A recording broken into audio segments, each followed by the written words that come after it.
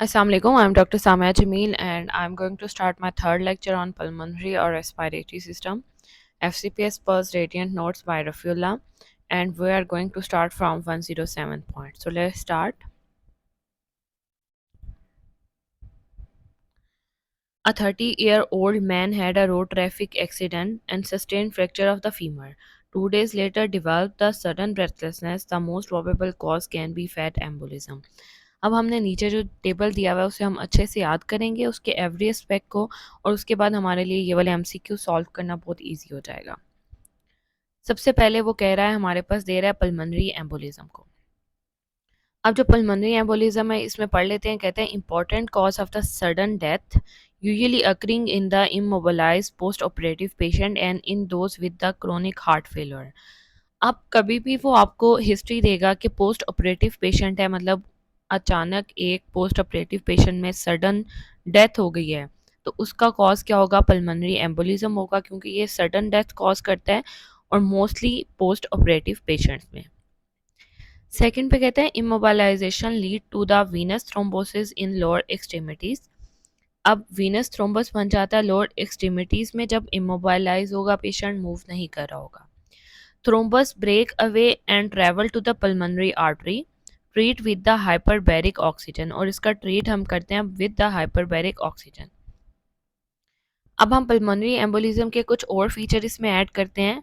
आपने याद रखना है हमेशा पल्मोनरी एम्बोलिज्म के पेशेंट में वो बताएगा कि लो बीपी होगा, इसके अलावा कोल्ड क्लैमी स्किन होगी।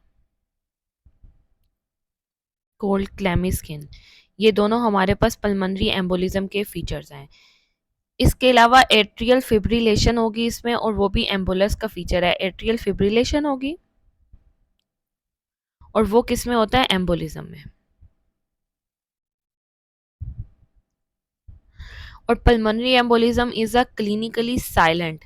अगर वो पूछे कि कौन से टाइप की डेथ हुई है एम्बोलाई की वजह से और वो क्लिनिकली साइलेंट है, तो याद रखना है कि पल्मोनरी एम्बोलिज्म हमेशा क्लिनिकली साइलेंट होगा। अब इसमें कुछ और फीचर्स हैं वो मैं आपको बता देती हूँ कि ये ना थ्रोम्बो एम्बोलिज्म जो है वो बन जाता है जो पेशेंट्स फीमेल्स जो हैं वो ओसीपीज ले रही होती हैं, ओरल कंट्रासेप्टिव पिल्स। अब जब भी पेशेंट ओरल कंट्रासेप्टिव पिल्स ले रहा होगा उसमें क्या बनेगा? थ्रोम्बो एम्बोलिज्म बन जाएगा। पेशेंट जो है एस्ट्रोजन पे होगा तो उसमें क्या बन जाएगा? थ्रोम्बो एम्बोलिज्म बन जाएगा। पेशेंट एचआरटी पे होगा, हार्मोनल रिप्लेसमेंट थेरेपी, जो बेसिकली एस्ट्रोजन ही है, तो इन सब में क्या होगा? थ्रोम्बो एम्बोलिज्म बन जाएगा। और थ्रोम्बो एम्बोलिज्म जो है वो सबसे ज़्यादा कॉमन किस में है? वो होता है पल्मोनरी एम्बोलिज्म में। तो ये आपने याद रखना है कि अगर वो कहे कि ओसीपीज ओरल कंट्रासेप्टिव पिल्स ले रही है लेडी और उसकी डेथ हो गई है तो भी पल्मोनरी एम्बोलिज्म कॉज होगा। हार्मोन रिप्लेसमेंट थेरेपी में थ्रोम्बो एम्बोलिज्म बन जाता है जो बेसिकली लीड करता है टुवर्ड पल्मोनरी एम्बोलिज्म। और जो एस्ट्रोजन है वो भी हार्मोनल रिप्लेसमेंट थेरेपी में आता है, वो भी लीड करता है टुवर्ड्स पल्मोनरी एम्बोलिज्म। और एक और चीज़ है होमोसिस्टिन यूरिया। होमोसिस्टिन यूरिया भी अगर होगा पेशेंट में तो वो भी लीड करेगा टुवर्ड्स द पल्मोनरी एम्बोलिज्म। इसके अलावा मैंने आपको बताया था कि इसमें लो बीपी होगा, कोल्ड क्लैमी स्किन होगी, और एक और फीचर इसका होता है कि इसमें क्रशिंग चेस्ट पेन होता है। अगर तो पेशेंट को क्रशिंग चेस्ट पेन हुआ है और उसकी सडन डेथ हो गई है तो उसका कॉज क्या होगा? Pulmonary embolism. ये सारे जो मैंने आपको पॉइंट्स बताए हैं पल्मोनरी एम्बोलिज्म से रिलेटेड, ये आपके पल्मोनरी एम्बोलिज्म के सारे एमसीक्यू सॉल्व करवा देंगे, तो इन्हें आपने ध्यान से पढ़ना है। अब अगेन थोड़ा सा रिपीट करते हैं, ये क्लिनिकली साइलेंट भी होता है। Now let's move toward the arterial embolism. अब आर्टीरियल एम्बोलिज्म का एक आधा एमसीक्यू आता है। मोस्टली जो वो क्वेश्चन में पूछता है, एक पल्मोनरी एम्बोलिज्म पूछता है, एक फैट एम्बोलिज्म, और थर्ड पे एमनियोटिक फ्लूइड। ये जो एयर एम्बोलिज्म और आर्टीरियल एम्बोलिज्म है ये थोड़े बहुत ही पूछे जाते हैं। सो हम पढ़ते हैं arterial embolism. Arterial emboli usually arises from the mural thrombosis, thrombus that adhere to one heart chamber and major artery. Examples can branches of the carotid artery, most frequently the middle cerebral artery, leading to the cerebral infarction. अब next पे आते हैं, ये है fat embolism जो हमारे पास ऊपर भी एमसीक्यू आया था फ्रैक्चर ऑफ फीमर की वजह से। अब कहता है these are particles of the bone marrow and other fatty tissue as a result of severe fracture. अब हमारे पास अगर बोन का फ्रैक्चर हो गया ना, तो उसके बाद अगर कोई एम्बोलाई हो रहा है तो आपने याद रखना है हमेशा बोनी फ्रैक्चर के बाद जो एम्बोलाई बनेगा वो फैट एम्बोलाई होगा। इसके अलावा एक और इम्पॉर्टेंट फीचर है हमारे पास फैट एम्बोलाई का याद करने के लिए, कि ये हमारे पास आफ्टर 12 आवर अपीयर होता है। अगर तो आफ्टर 12 और डेथ हो रही है ना, तो उसका कॉज फैट एम्बोलाई होगा।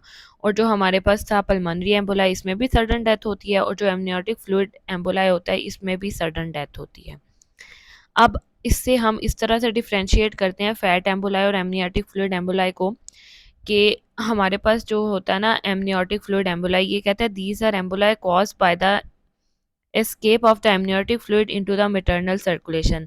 बेसिकली एमनियोटिक फ्लूइड तो तभी होगा अगर लेडी जो है वो प्रेग्नेंट होगी। तो अगर प्रेगनेंसी से रिलेटेड कोई एम्बुलाई पूछे तो आपने याद रखना है एमनियोटिक फ्लूइड एम्बुलाई होगा। They can activate the coagulation process leading to the DIC.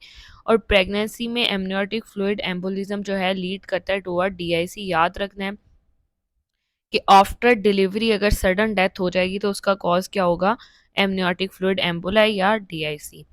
अब फैट एम्बोलाई जो है ना, अगर फॉर एग्जांपल वो कहता है कि एक प्रेग्नेंट लेडी है और उसे रोड ट्रैफिक एक्सीडेंट में फ्रैक्चर हो गया और उसकी सडन डेथ हो गई है, तो याद रखना कि सडन डेथ प्रेग्नेंट लेडी की फ्रैक्चर के बाद एमनियोटिक फ्लूइड एम्बोलाई से होगी।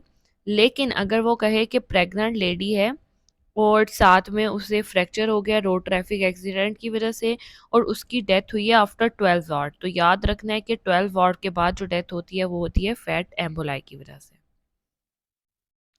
नेक्स्ट पे है एयर एम्बोलाई। इसमें कहता है due to the air in entering into the circulation as seen in penetrating chest injury as criminal abortion, also seen in the deep sea divers decompression sickness who return to the surface too rapidly। अब इसमें जो हमारे पास सी diverse होते हैं जो surface पे आते हैं और उनमें डीकम्प्रेशन हो जाता है, उस पे भी हमारे पास एयर एम्बोलाई बनता है। अब एयर एम्बोलाई को हम देख सकते हैं कैप्नोमीटर के थ्रू। कैप्नोमीटर एक डिवाइस है जिसके थ्रू हम एयर एम्बोलाई को देख सकते हैं। ये PCO2 लेवल्स को देखने के काम भी आती है कैप्नोमीटर। इसके अलावा वो अक्सर एमसीक्यू पूछता है कि at what volume of air air emboli बन जाता है। तो याद रखना है कि 100 cc जब हमारे पास एयर का वॉल्यूम होगा 100 cc, तो तब हमारे पास क्या बनेगा, एयर एम्बोलाई। नेक्स्ट पे कहते हैं easily they could be remembered as shortness of breath after fracture. Fracture के बाद फैट एम्बोलिज्म होगा। अगर डेथ होती है आफ्टर 12 आवर तो क्या होगा, फैट एम्बोलाई। फिर कहते हैं shortness of breath in deep sea divers chest injury हुई है तो एयर एम्बोलाई हो गया। Shortness in the pregnant ladies, pregnant ladies में during labour postmortem amniotic fluid embolism आएगा। Shortness of breath on lying down retrosternal goitre. अब जो हमारे पास स्टर्नम होता है ना, उस पे अगर ग्वाइटर होगा और अगर पेशेंट लेट जाएगा तो रेट्रोस्टर्नल ग्वाइटर की वजह से उसकी शॉर्टनेस ऑफ ब्रेथ होना स्टार्ट हो जाएगी। अब आपने इस सारे टेबल को जो जो मैंने पॉइंट्स एक्स्ट्रा ऐड कराए हैं वो ऐड करके अच्छे से याद कर लेना है, और उसके बाद आपके एमसीक्यू बहुत इजीली सॉल्व हो जाएंगे। इसके अलावा एमनियोटिक फ्लूइड एम्बोलाई में ये भी होता है कि अगर लेबर की हिस्ट्री दे देता है कि लेबर पेन हो रही है और डेथ हो गई है, प्रेगनेंसी की हिस्ट्री दे देता है, डिलीवरी की हिस्ट्री दे देता है, पोस्टमार्टम की हिस्ट्री देता है, तो इन सारों में कौन सा एम्बोलाई होगा, एमनियोटिक फ्लूइड एम्बोलाई। नीचे आप एमसीक्यू देख लेते हैं। कहता है fat emboli true regarding the fat embolism is symptoms appear after 12 hour. ये मैंने आपको ऊपर बता दिया कि फैट एम्बोलाई के सिम्टम्स 12 आवर बाद अपीयर होते हैं और एमनियोटिक फ्लूइड सडन होता है। A 30 year old man road traffic accident हुआ है, सस्टेन फ्रैक्चर ऑफ फीमर। कभी भी बोन का फ्रैक्चर हो जाएगा तो 2 डेज लेटर 12 आवर गुजर गए हैं तो फैट एम्बोलिज्म आंसर होगा। True regarding the fat embolism mostly due to fracture of long bones. Fat embolism याद रखना है फ्रैक्चर ऑफ लॉन्ग बोन्स की वजह से होता है। फ्रैक्चर ऑफ लॉन्ग बोन्स की वजह से फैट एम्बोलिज्म होता है। A 38-year-old man got pelvic fracture in road traffic accident. He loses 2 liters blood in the accident. After 5 days, 5 दिन हो गए हैं, उसके बाद फैट एम्बोलाई की वजह से डेथ हो जाएगी। True regarding the fat emboli is symptom appear after 12 hour. Again इसमें सारे वही पॉइंट थे जो मैंने ऊपर टेबल में आपको वन बाय वन करके सारे बताए हैं। नीचे एमनियोटिक फ्लूइड एम्बोलिज्म है। Patient after prolong labour develop shortness of breath and died. Diagnosis is amniotic fluid embolism. अब पेशेंट प्रोलॉन्ग लेबर के बाद डाई हुआ है। कब कोई भी प्रेगनेंसी रिलेटेड हिस्ट्री होगी ना, लेबर, डिलीवरी, पोस्टपार्टम, तो वहाँ पे एमनियोटिक फ्लूइड एम्बोलाई ही होगा। 40 weeks pregnant, 25 or prolonged labor present with a dyspnea, tachycardia, cause is amniotic fluid embolism. Amniotic fluid embolism can occur during the prolonged labor, delivery, and postpartum. Shortness of breath in pregnant ladies during labor and postpartum is amniotic fluid embolism. A pregnant lady with the labor pain and obstructed labor was taken to the hospital but died before reaching to the hospital. Cause is amniotic fluid embolism. इसमें सारे वही MCQs repeat हुए हैं जो हमने ऊपर table में कर लिए हैं। नीचे हमारे पास पल्मनरी एम्बोलिज्म आ रहा है। आप ऊपर जो टेबल में मैंने आपको सारे पल्मनरी एम्बोलिज्म के एमसीक्यूज बताए हैं वो अगर पढ़ लेंगे तो नीचे वाले सारे एमसीक्यूज आपके सॉल्व हो जाएंगे। इसमें कहता है कि a young male operated for cholecystectomy. अब ऑपरेटेड फॉर कोलिसिस्टेक्टमी का मतलब ये है कि उसकी सर्जरी हुई है। तो कभी भी पोस्ट ऑपरेटिव पेशेंट में जो एम्बोलाई होता है मैंने आपको बताया वो कौन सा होगा, पल्मनरी एम्बोलाई। कहता है 3 days आफ्टर सर्जरी ही developed dyspnoea, chest pain and cyanosis, what is the probable diagnosis. तो उसका डायग्नोसिस क्या होगा हमारे पास, पल्मनरी एम्बोलिज्म। फिर कहता है आ 55-year man known ischaemic heart disease patient with the recent history of the atrial fibrillation. ये भी मैंने आपको बताया था कि एट्रियल फिब्रिलेशन हमेशा लीड करती है टुवर्ड एम्बोलाई। मैंने आपको पीछे बताया है एमसीक्यू में, sudden unconscious she is suspected to have the stroke due to the occlusion of the cerebral artery. The most likely cause क्या होगा, एम्बोलाई। फिर कहता है फीमेल टेकिंग ओसीपीज। अब ओसीपीज हो, हार्मोन रिप्लेसमेंट थेरेपी हो या एस्ट्रोजन हो तो ये सारी लीड करती हैं टुवर्ड्स पल्मोनरी एम्बोलाई। और diabetic related operative for cholecystectomy, मतलब पोस्ट ऑपरेटिव या पोस्ट ऑपरेटिव क्या होता है हमारे पास, pulmonary emboli. The most likely cause of stroke in the patient with the arterial fibrillation is emboli.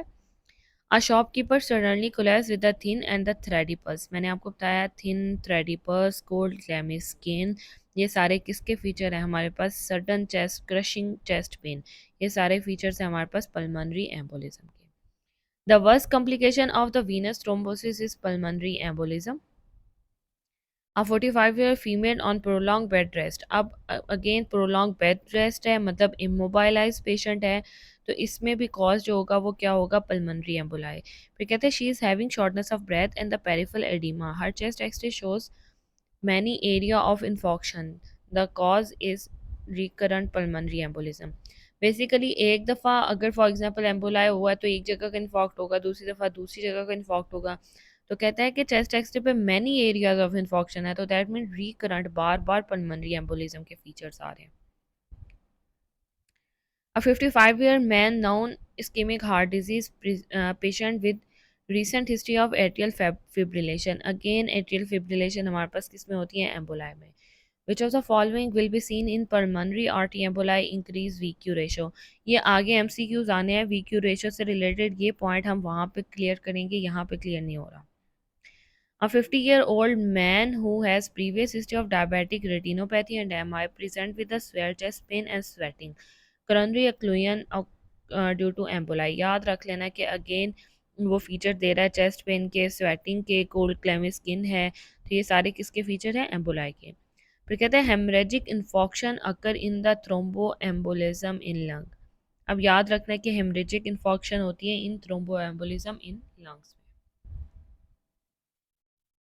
Next पे कहता है deep vein thrombosis first get lodge in pulmonary artery and branches. याद रखना है कि डीवीटी फर्स्ट लॉज किस में करती है, पल्मोनरी आर्टरी और ब्रांचेस में। ये भी इंपॉर्टेंट पॉइंट्स है, जो से पॉइंट थोड़े मुश्किल हैं और उन पे मैं हाईलाइट कर रही हूँ, आप भी अपने बुक पे हाईलाइट कर लें। The most common complication of DVT जो होती है वो होती है emboli. A patient was diagnosed to have the pale and forked. In which of the following condition does it. जो हमारे पास एम्बोलिक या इस्कीमिक स्ट्रोक होता है ना, उसमें हमारे पास क्या होता है, पेल इन्फॉक्ट बनता है। याद रखना है हमेशा पेल इन्फॉक्ट किस में बनता है हमारे पास, एम्बोलिक या इस्कीमिक स्ट्रोक में। A female taking estrogen, again estrogen ले रही है तो थ्रोम्बो एम्बोलिज्म हो जाएगा जो लीड करेगा towards pulmonary embolism. Most fatal type of the pulmonary emboli जो होती है वो थ्रोम्बो एम्बोलिज्म होती है। A post menopausal woman is on HRT, hormone replacement therapy. Again याद रखना है कि इसकी कॉम्प्लिकेशन कहाँ लीड करेंगी, towards thrombo embolism. A female taking estrogen therapy to relieve the postmenopausal symptoms will likely to have the increased risk of thromboembolism. A 55-year-old female known case of the hematological disease admitted to the hospital with a history of the sudden onset of severe dyspnea. Echo shows the severe pulmonary hypertension. What could be the best possible cause associated with her condition? तो ये है हमारे पास repeated pulmonary embolism. फिर कहता है a female patient immobilized for the past 6 weeks developed shortness of breath. She gave history of the recent MI. A triangular shaped hemorrhage was seen in lungs. Which of the following condition is most likely cause? Cause is the thromboembolism. Again ये सारे वही MCQs है जो हमने पहले पढ़ लिए.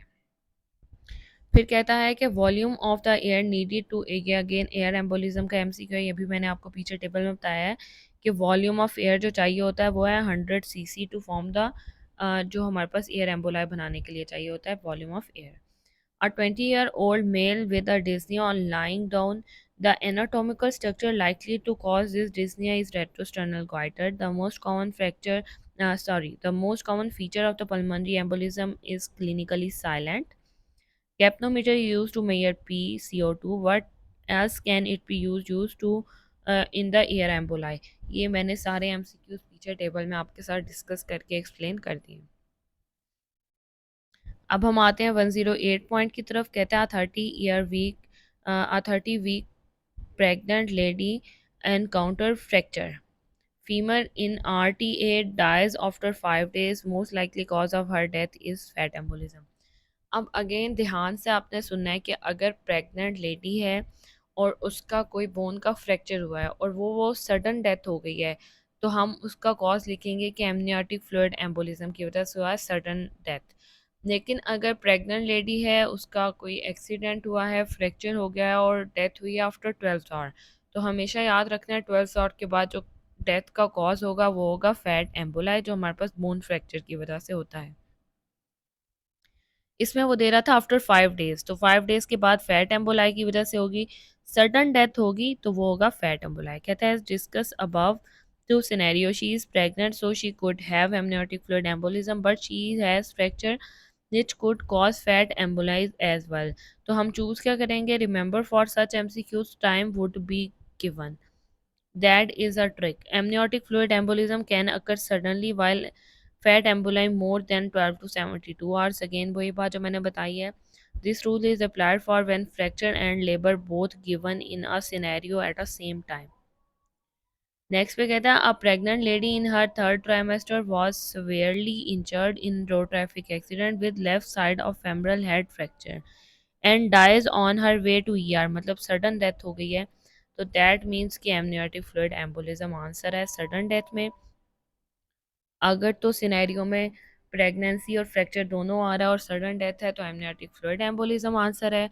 और अगर तो आफ्टर 12 आवर है या आफ्टर लॉन्ग टाइम है तो आंसर हमारा आएगा fracture of sorry fat emboli. अब इसमें कहता है आप pregnant lady with the pain of the obstructed liver was taken to the hospital for C-section but dies on the way to amniotic fluid embolism. 23-week pregnant woman die. RTA type of death is fortu- fortuitous death. मतलब हम कहते हैं बदकिस्मती से मारी गई, उसे fortuitous death कह देते हैं कि अगर वो कोई और इनमें से ऑप्शन नहीं दे रहा फैट एम्बोला या पल्मन एमनियोटिक फ्लूइड, तो उसकी fortuitous death जो होती है ना वो आंसर लगाएंगे.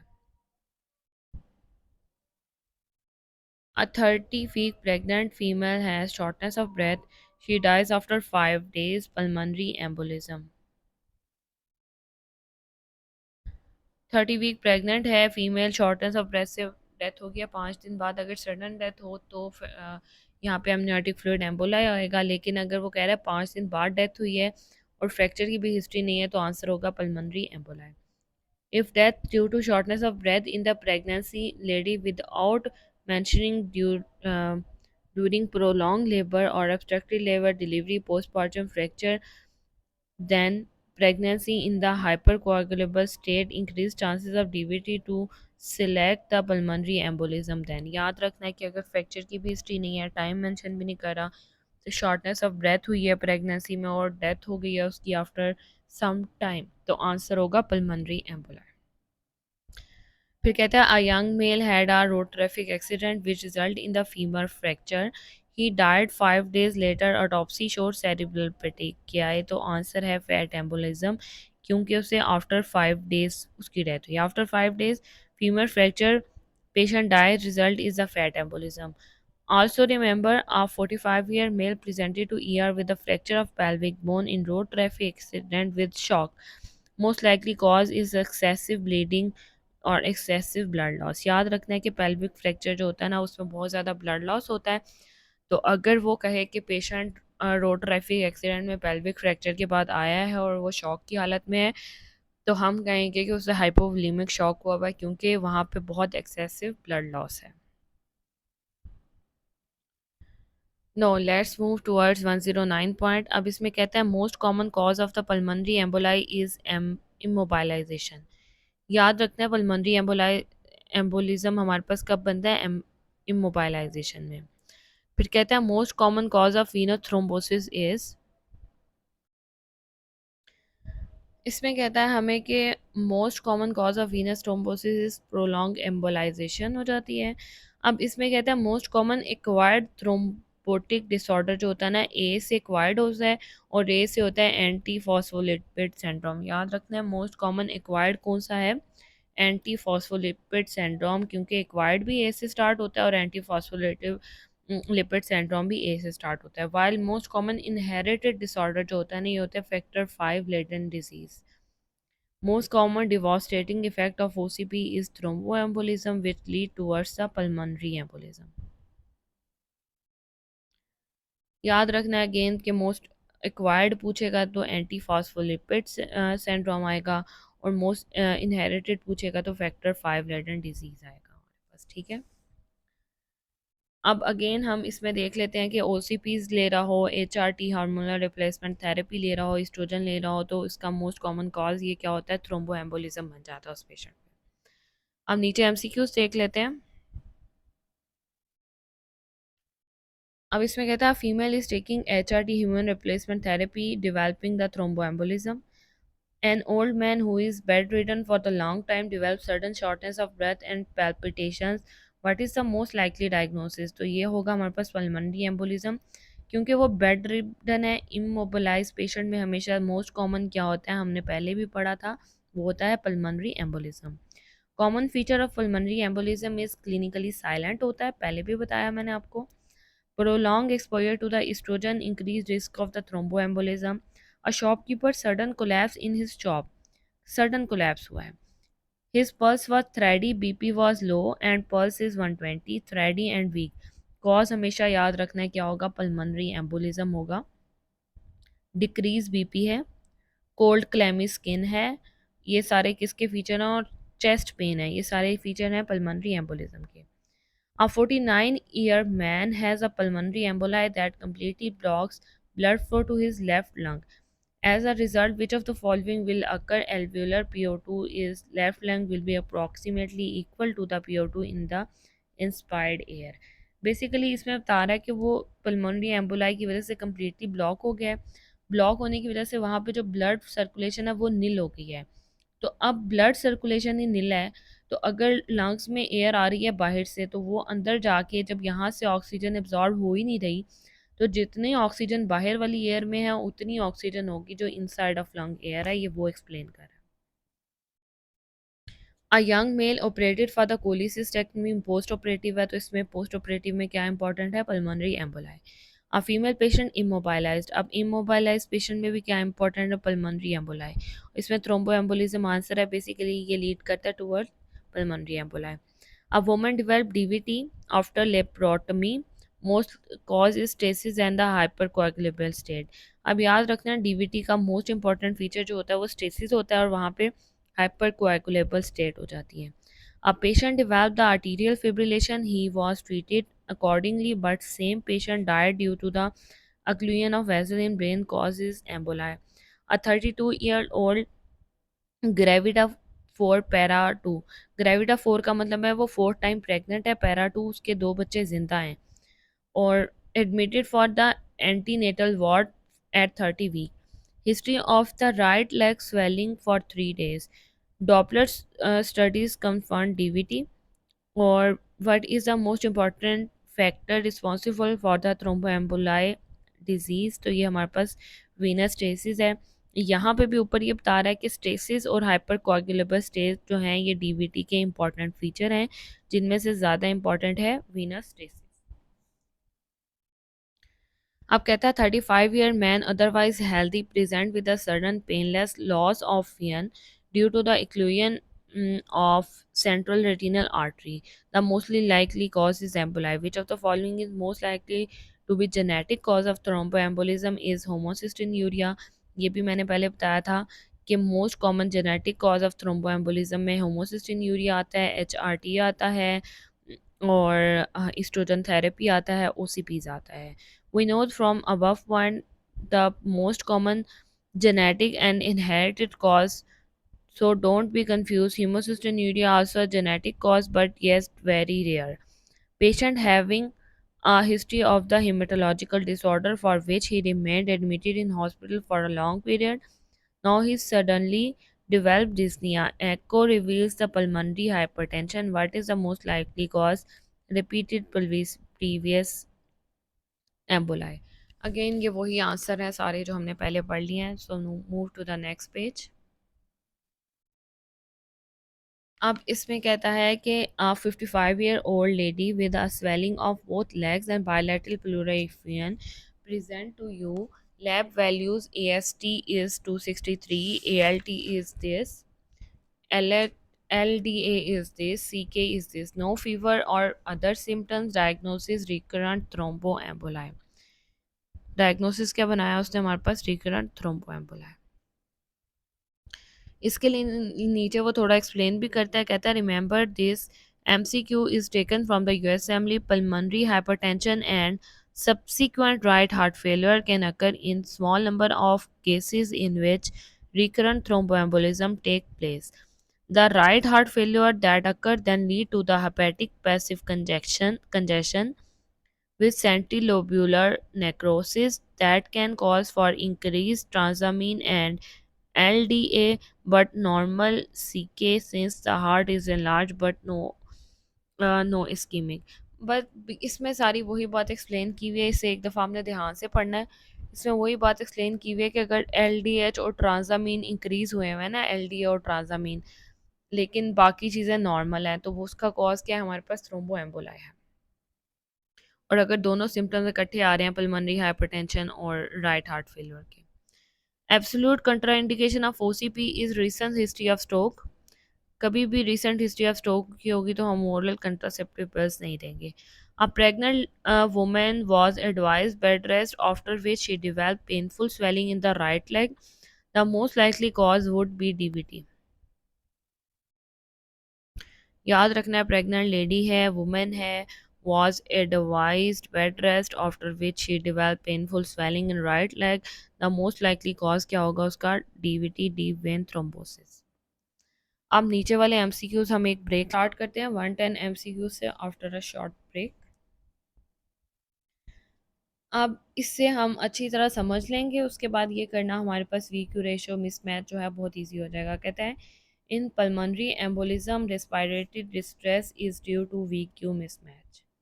अब कहीं भी रेस्पिरेटरी डिस्ट्रेस हो जाता है, चाहे वो पल्मोनरी एम्बोलिज्म में होता है, तो वो क्यों होता है? VQ मिसमैच की वजह से. अब इसमें बेसिकली जो है वी वो हमारे पास शो कर रहा होता है वेंटिलेशन को, और जो हमारे पास क्यू है वो शो कर रहा होता है ब्लड फ्लो को, परफ्यूजन या ब्लड फ्लो को. अब वो कहता है कि जोन 1 ऑफ लंग. अब एपेक्स ऑफ लंग, अगर फॉर एग्जांपल हम इसे एक लंग कंसीडर करें, तो जो जोन 1 जो ऊपर वाला एपेक्स ऑफ लंग्स है, इसमें कहता है वेंटिलेशन इज़ लो. मतलब जो एयर का प्रेशर है वो कम होता है and blood flow is low. अब हमारे पास VQ रेशो निकालनी है तो वेंटिलेशन भी कम है हमारे पास, जिस तरह